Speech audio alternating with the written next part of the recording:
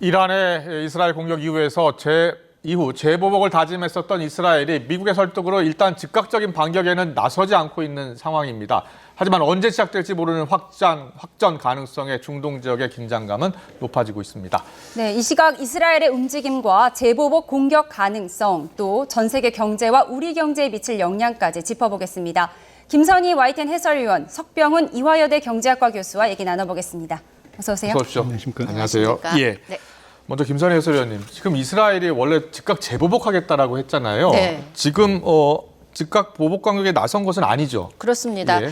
일단 이란이 공격을 하자마자 나타냐후 이스라엘 총리가 우리는 우리를 해치는 자는 누구든 무조건 해칠 수 있다라면서 강력한 재보복 방침 의사를 밝혔는데 예. 그리고 나서 전시 내각 회의를 열었어요. 그런데 회의에서 참석한 다수의 강료들이 일단 재보복은 한다. 하지만 대응 시기와 어느 정도의 강도를 할 것이냐에 대해서는 의견차가 많았던 것으로 이렇게 알려지고 있습니다. 예. 또 당시 그 회의 상황을 잘 아는 이스라엘 당국자를 인용해서 뉴욕타임스도 이런 보도를 했어요. 시기와 방법은 불확실하지만 예. 어쨌든 이스라엘이 이란을 상대로 보복에 나설 것이라는 데는 분명한 의심할 여지가 없다. 이렇게 지금 전해지고 있습니다. 그렇군요. 네타냐후 총리가 바이든 미국 대통령과 통화한 이후에 수위 조절에 나섰다, 이런 보도도 나오고 있는데요. 맞나요? 그렇습니다. CNN이 이를 집중적으로 보도를 했는데요. 일단 이란이 이스라엘을 공격한 직후에 바로 바이든 대통령이 네타냐후 총리에게 전화를 해서 어쨌든 이스라엘에 대한 안보는 우리가 지켜주겠다. 지금까지 해왔던 것처럼. 철통같이 지키겠다. 네, 이런 철통같이 보도가 나왔죠. 지키겠다는 얘기는 하면서도 동시에 그렇지만 이란에 대한 보복 공격을 반대한다는 입장을 분명히 했다고 지금 CNN이 이렇게 보도를 하고 있어요. 어떻게 보면 예. 이스라엘의 최우방인 미국이 이란의 공격은 규탄하면서도 어떻게 보면 이스라엘의 재보복 움직임에 대해서는 제동을 걸고 나선 것이라고 볼 수 있습니다. 요거 전화 통화를 하고 나서 이제 성명을 발표했는데 성명에서도 그런 입장을 분명히 했습니다. 어쨌든 이스라엘에 대한 반격은 이스라엘에 대한 공격을 규탄하면서도 안보는 철통같이 지켜준다. 하지만 전화 통화를 통해서는 분명히 다시 한번 재보복하는 것은 좀 반대한다는 입장을 분명히 해서 많은 분들이 우려하는 것처럼 이게 또 다른 전쟁으로 확대되는 것을 사전에 좀 막고자 하는 그런 의지를 분명히 보여준 것으로 보입니다. 그렇군요. 말씀하신 것처럼 이 내각회의에서, 이 전쟁 내각회의에서 야당 관계자도 있고 국방장관도 포함되고 네타냐후 총리도 들어가는 그런 내각회의인데 네. 거기에서 일단 보복은 하되 시기를 조정하자라는 거 아닙니까? 예. 그런데 오늘 보도가 또 다른 보도를 보면 이르면 오늘 이란에 대한 대응에 나설 것이라는 보도도 나왔던데요. 네. 어떤 보도예요? 아무래도 확전에 대한 우려가 워낙 많다 보니까 전 세계에서 언론들이 이제 여러 채널을 통해서 지금 아마 취재를 하고 있는 것 같은데요. 예. 지금 현지 시각으로 오전 10시를 좀 넘긴 시각이거든요. 예, 근데 예. 월스트리트 저널이 뭐라 그랬냐면 예. 미국과 서방 당국자들은 이스라엘이 이르면 월요일입니다. 이르면 월요일 이란 공격에 신속히 대응할 것으로 예상하고 있다라는 얘기를 했어요. 예. 사실 그동안 이란과 이스라엘 적대적 관계를 수십 년 동안 유지를 하고 있었으면서 소위 그림자 전쟁을 했었거든요. 본인들이 직접 전쟁에 나서지는 않고 대리전 양상을 띄었는데 월스트리트 저널이 오늘 아침 이렇게 15일 이르면 월요일에 공격에 나설 수 있다는 이런 보도를 함으로써 좀 긴장감이 더 높아지고 있는 그런 상황입니다. 예. 네, 이렇게 말씀하신 대로 적대적 관계를 유지한 게 굉장히 오래됐지만 이란 혁명 이후에 이스라엘 본토를 공격한 건 이번이 처음이잖아요. 그 역사적인 맥락을 좀 짚어주시죠. 그렇습니다. 1979년에 이제 이란의 이슬람 공화국이 들어섰는데요. 그때부터 지금까지 시종일관 그 이란에서는 미국 반대, 이스라엘 반대라는 그런 기치를 내걸고 반대 입장을 일관되게 유지해 왔어요. 그러면서 아까 잠시 전해드린 것처럼 그림자 전쟁이라고 하는 대리 전쟁을 어떤 식으로 치렀냐면 레바논에 있는 무장단체 헤즈볼라를 지원한다든가 아니면 예멘에 있는 후티 반군을 지원하면서 이스라엘과의 어떤 그런 적대적인 관계 속에서 잦은 공격 또 전쟁, 소규모 전쟁을 치러왔다고 할 수 있습니다. 하지만 말씀하신 것처럼 서로 간에 직접적으로 본토를 공격한 적은 지금까지 한 번도 없었어요. 그러다가 이번에 처음 본토 공격을 한 것이라 이스라엘 쪽에서도 상당히 큰 충격이라고 할 수 있겠습니다. 그렇군요. 이란이 이렇게 이스라엘 본토를 처음 공격한 이유가 있잖아요. 그렇습니다. 예. 앞서 4월 1일 이스라엘이 시리아에 있는 이란 영사관을 폭격했어요. 예. 그러면서 거기에 있던 이란 군 혁명대에 예. 있는 고위 관료 여러 예. 명이 숨졌거든요. 예, 예. 근데 사실 영사관, 대사관 이러면 이건 치일법권 지역이에요. 예. 그렇기 때문에 국제법 위반이죠. 그런 영사관을 공격했다는 건 또 영사관은 어떻게 보면 자국 영토라고 할 수 있는데 자국 영토가 공격을 받았기 때문에 이란 입장에서는 거기에 대한 반격을 안 할 수가 없는 상황이었기 때문에 예, 예. 이란은 우리는 자위권 차원에서 우리가 먼저 공격한 게 아니다. 방어적 차원에서 우리는 한 것이라고 지금 계속 입장을 주장하고 있습니다. 그렇군요. 예. 네, 그렇게 정당성을 부여하고 있는데 이렇게 5시간에 걸쳐서 이스라엘의 공습을 퍼부었지만 이스라엘 방공망이 그들의 주장이지만 99%를 막아냈다라고 네. 주장하고 있어요. 네. 그렇다면 그 방위 능력을 입증했다고 볼 수 있을까요? 그렇습니다. 새벽에 300기가 넘는 미사일, 드론 다 공격을 퍼부었는데 99%를 요격했다고 이스라엘 군 대변인이 바로 즉각적으로 발표를 했거든요. 실제로 예. 피해도 크지 않은 걸로 그렇습니다. 추정되고 있고요. 예상했던과는 달리 물론 어린 아이가 중상을 입는 그런 인명피해도 있긴 했지만 생각보다는 피해가 굉장히 적었어요. 예. 그래서 과연 어떻게 이럴 수 있느냐. 그래서 이스라엘 방어 시스템의 핵심인 아이언돔이 또 한 번 주목을 받고 있습니다. 예. 단거리 미사일 요격용 방어 체계인데요. 예. 일단 레이더로 발사체를 감지하고 그 발사체가 어느 방향으로 갈 것까지도 감지를 할 수 있다 그래요. 그래서 만약에 민간인이 많이 모여 있는 방향으로 공격을 하게 되면 예. 바로 요격 미사일을 대응해서 발사를 했다는 건데 예. 이런 아이언돔 개발이 원래 2006년에 레바논의 친이란 무장 정파 여러 차례 말씀드렸던 그 헤즈볼라의 어떤 공격에 대한 대비 차원에서 이제 개발이 시작됐다가 거기에 이제 미국이 전폭적으로 자금을 지원해 줍니다. 그래서 예. 지금 2021년 기준으로 보면 이스라엘 전역에 이 아이언돔 포대가 한 10여 대 이미 배치가 있다고 해요. 예. 배치가 돼 있는데 그렇다고 아이언돔이 만능은 아니고요. 예. 왜냐하면 지난해 10월에 우리 하마스가 팔레스타인 무장 정파가 이스라엘을 급습했을 때 그때는 아이언돔이 제대로 작동을 못했죠. 물론 작동을 했습니다만 워낙 20분 동안 5,000발의 로켓이 공격을 받다 보니까 예. 아이언돔 같은 경우는 1분에 한 200대 정도 감지할 수 있다고 그러거든요. 그때는 그래서 어떻게 보면 아이언돔의 성능이 제대로 역할을 못했다고 할 수 있습니다. 그렇군요. 네. 이란 이스라엘 사태를 김선일 해설위원이 이제 잘 정리를 해 주셨는데요. 이 전 세계 경제가 한번 출렁였어요. 특히 이제 미국 주식시장이 한번 급락을 했었고, 그리고 우리 시장도 좀 충격을 받았는데 지금 이스라엘에 대한 이란의 보복 공격 전후로 해서 국제 시장이 어떻게 움직였습니까?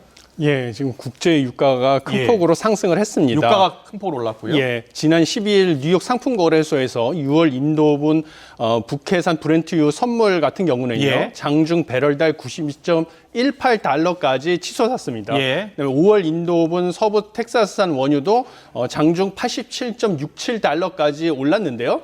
이게 모두 작년 10월 이후 6개월 만에 최고치가 되겠습니다. 그렇게 국제 유가가 상승을 하게 되면요, 2주에서 3주 시차를 두고 우리나라 국내 석유류 가격이 상승하게 되어 있습니다. 예. 이러다 보니까 이제 정부에서도 오늘 비상경제장관 회의를 통해서 기존에 지금 인하하고 있는 유류세를 이달 말에 원래 종료하게 돼 있었는데 예. 2개월 연장을 하겠다라고 발표를 했습니다. 예. 그래서 이것으로 이제 국내 석유류 가격이 다시 상승하는 것에 대응을 하겠다라는 조치를 발표할 수밖에 없는 상황으로 내몰리게 되었습니다. 예. 네. 유가가 오르면 연쇄적으로 모든 물가가 오를 수밖에 없잖아요. 예. 세계 경제에도 악영향이 불가피할 텐데요. 배럴당 130달러까지 오를 수 있다. 이런 전망이 나오고 있어요. 예. 예. 당연히 그렇습니다. 예, 지금 IMF에서 작년에 발표한 연구에 따르면요, 국제 유가가 10% 상승을 하게 될 경우에는 세계 인플레이션이 0.4%포인트 올라가고요, 세계 생산량도 다음에 0.15% 하락을 한다라는 연구 결과가 발표가 됐습니다. 이렇게 보듯이 이스라엘과 이란의 무력 충돌로 국제 유가가 130달러, 까지 상승을 하게 된다면 세계 생산량하고 이 물가 상승률까지 동반 이제 상승하고 생산량을 하락을 하게 되니까 예, 예. 이제 물가 상승과 생산량 감소로 세계 경제에 큰 타격은 불가피하다라고 보고 있습니다. 예. 그런데 이 시각 현재 유가도 그렇고요, 비트코인, 이 가상자산도 그렇고 큰 폭으로 하락했다가 다시 반등하는 모습을 보이고 있는 이유는 어디에 있습니까?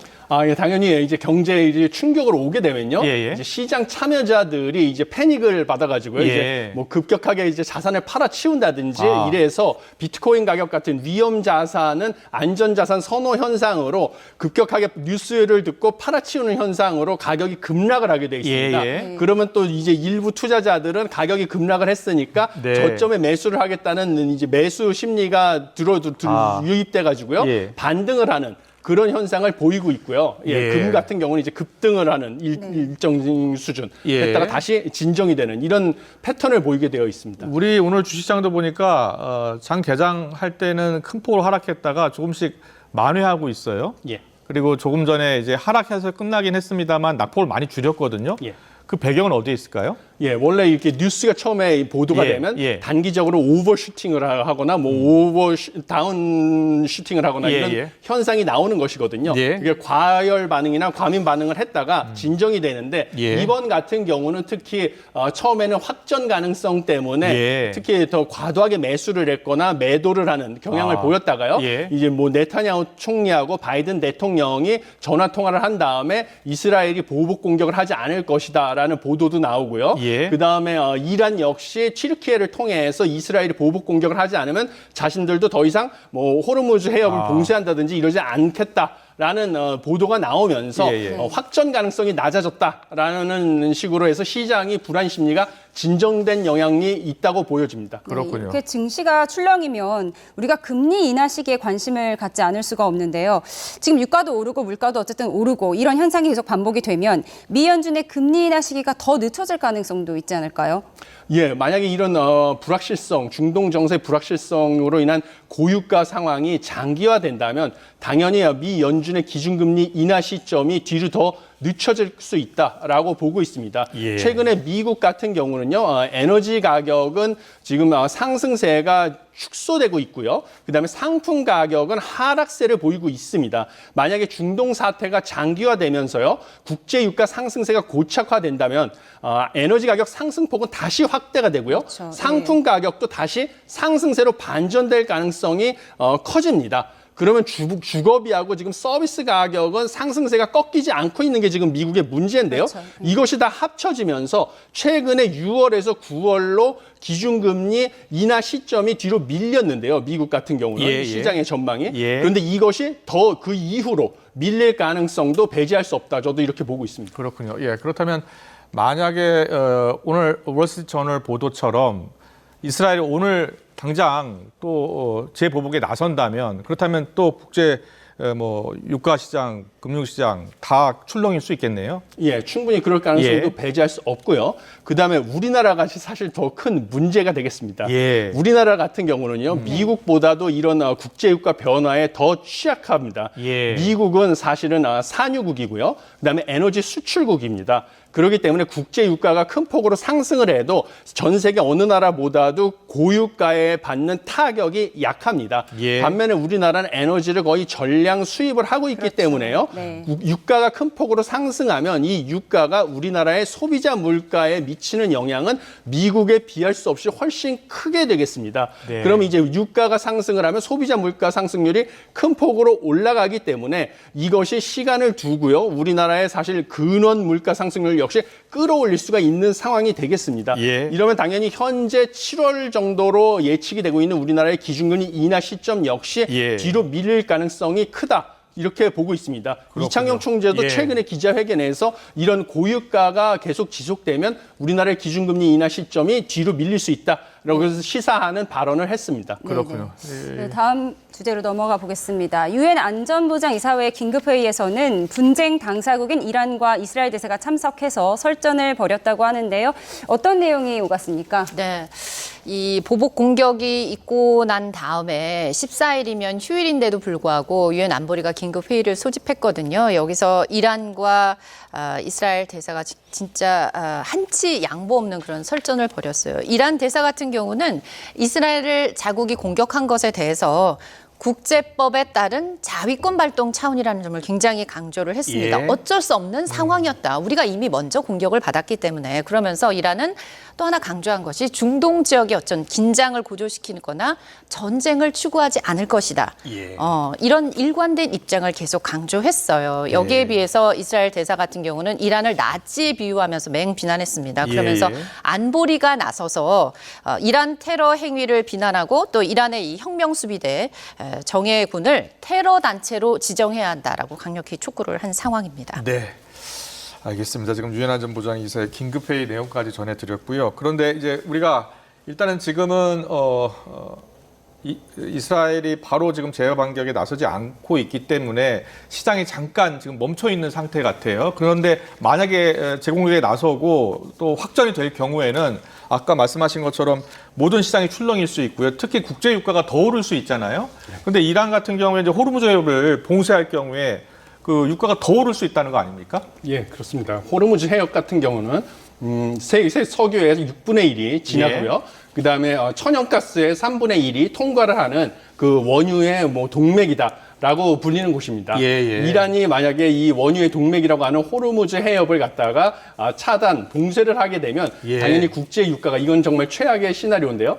국제 유가가 배럴당 130불까지 상승할 가능성도 배제할 수 없다라고 보고요. 이럴 경우에는 정말 1973년에 오일 쇼크 당시에 상황을 처할 수도 있다라고 보시면 되겠습니다. 그렇지만 지금 현재로서는 아까 김 해설위원님께서도 지적해 주신 것처럼 이럴 가능성은 지금 낮다라는 것이 지금 전망이 되고 있습니다. 그렇기 때문에 지금 그런 걱정까지 하실 필요는 저도 크지 않다라고 보고 있습니다. 그렇군요. 네, 최악의 경우가 발생하지 않아야 할 텐데 이렇게 중동 위기가 오래되면서 우리 수출길이 막힐 수 있을까 이것이 우려되거든요. 이 부분은 어떻게 전망하시나요? 지금 과거 사례를 봤을 때요. 그 호르무즈 해협을 이란이 직접적으로 통제한 경우는 현재까지 없는 것으로 저는 알고 있습니다. 그런데 작년 11월에 홍해 사태 때만 하더라도요. 주요 해운사가 그 홍해를 우회해서 수에즈 운하를 통과하지 못하고 남아프리카 희망봉을 돌아서 가는 우회로를 택하다 보니까요. 운송 기간도 늘어나게 되고 그다음에 물류비도 상승하는 그 타격을 받은 것이 불가피하게 우리가 겪었던 경험이 있습니다. 그래서 이 최악의 경우 이렇게 호르무즈 해협이 봉쇄되는 경우에는요. 당연히 우리가 특히 중동 지역으로 수출을 하는 것이 큰 타격을 보는 것은 불가피하다. 이렇게 보시면 되겠습니다. 알겠습니다. 다시 김사리 해설위원께 좀 이스라엘 내부 상황을 좀 여쭤보고 싶은데요. 네타냐후 총리 같은 경우에 정치적으로 지금 어려움을 많이 겪고 있다면서요. 그렇습니다. 그리고 또 지금 또 가자 지구에서도 하마스와 전쟁 중이고요. 어떤 상황입니까? 일단 네타냐후 총리 같은 경우는 지금 선거에서 지면서 극우 강경 세력과 연정을 하고 있어요. 그래서 극우 강경 세력 같은 경우는 이스라엘에 대한 공격이 왔기 때문에 즉각적으로 강력하게 응징해야 된다는 이런 입장을 안 들을 수가 없는 겁니다. 연정한 상태이기 때문에 연정 파트너의 입장을 고려하지 않을 수 없는 것이고요. 또 하나는 지금 지난해 10월부터 6개월간 이어지고 있는 이 이팔 전쟁에서 처음에 전쟁이 났을 때는 우리가 하마스를 완전히 소탕하겠다는 명분, 또 하나는 인질을 무사히 석방해 오겠다. 이거를 위해서 우리가 강력하게 전쟁을 해야 된다라고 주장을 했었지만 6개월이 지난 지금 이 어느 두 가지 목적 중에 목표가 둘 다 달성되지 못한 상황이거든요. 이래서 정치적으로 굉장히 어떻게 보면 불리한 상황인데 이때 마침 이란이 먼저 공격을 또 본토를 공격해 오면서 이거를 정치적으로 이용할 수도 있지 않을까, 활용할 수 있다라는 그런 분석도 나오는 것이 사실입니다. 그렇고요. 지금 미국이 이스라엘의 공격을 어느 정도 수위 조절에 나선 것으로 보이는데요. 반대로 반미, 반이스라엘 세력 그쪽은 뭔가 뭉치는 양상을 보이고 있거든요. 이 반대 세력 간의 대립 어떻게 전망하시나요? 지금 보면은 G7에서 입장을 발표했습니다. G7에서는 이스라엘 공습을 규탄하는 동시에 사태를 막기 위한 어떤 그런 노력을 하겠다. 이거는 뭐냐면 그러면서 이란과 그 대리자들에게 공격을 중단할 것을 요구하면서 예. 그러나 상황을 더 불안정하게 만드는 것은 막아야겠다. 어떻게 보면 이란을 겨냥한 발언이지만 또 확전 자체의 확전은 자제해야 된다는 여기에 이제 방점을 찍는 그런 얘기인데요. 예.